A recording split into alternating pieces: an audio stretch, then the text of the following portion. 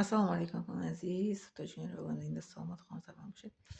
Hammoy Sharif Ramazon در یک سال یک بار میآید. ببینید چقدر انسان دیگر میکند.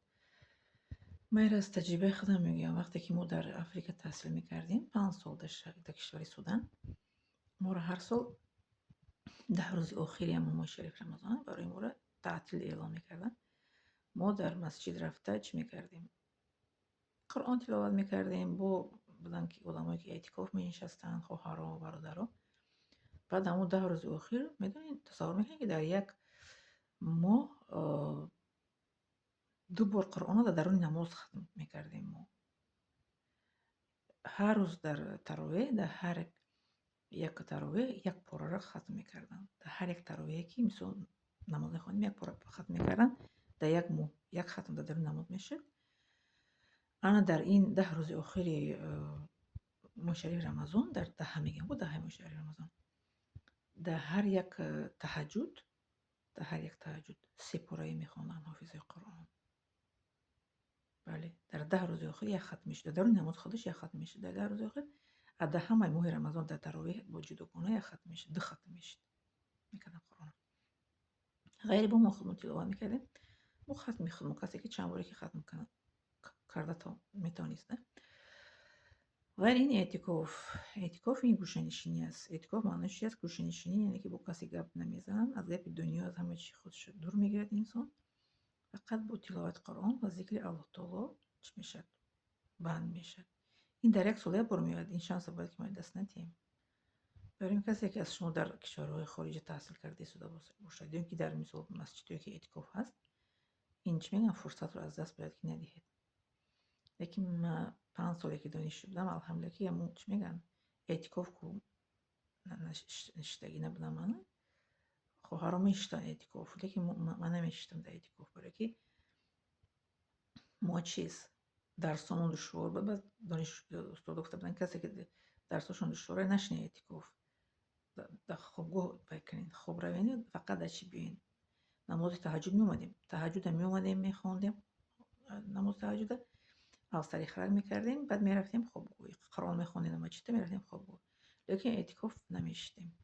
برای که اعتکاف نشستن این وایه دشواره. مثال که چقدر دشوار است. مثال گپ نمیزنی با اون کس یگان گپ نمیزنی.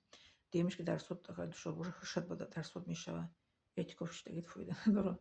خشت با چیزی چی میگن درس باشه چیزی دنیا باشه.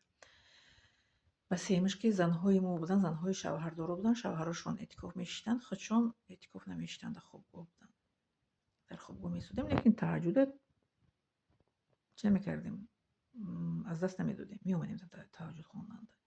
در روز آخر تهجد با پرگی چه میکردیم عبادت میکردیم ختم قرآن میکردیم. فقط اعتکاف نمیشتیم. اعتکاف مردکا میشتن. زنها یگان تاش میشتن. ما دوباره کار نمیکردیم تو چرا میشینی و یا ما رو نمیگفتن که چون شما نمیشینین. خیلی نبودن برای که میگن که آدمای میفهمیدگی همدیگه رو میفهمن. میگن که به قدری زرگر میرسد به قدری می سواد اسلامی کسی که داره سواد اسلامی داره میفهمه و پس واقعا نمیدونن چگونه که این ده اسپانیایی اومده که صحابی‌ها در وقتی سفر کسیش روزه میگرفت کسیش روزه نمیگرفت همدیگریشون چی نمیکردن عیب جویی و کمبودجویی نمیکردن. چرا تو روزه گرفته در سفر چرا تو روزه نگرفته در سفر نمیکردن. چی میگن اخلاق نداشتن.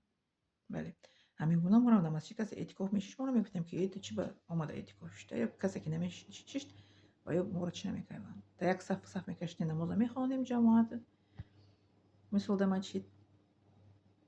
در وقت تهجد مثل جماعت نمیکردن میخواندن تهجد میخواندیم قدشون. بعد انا چیز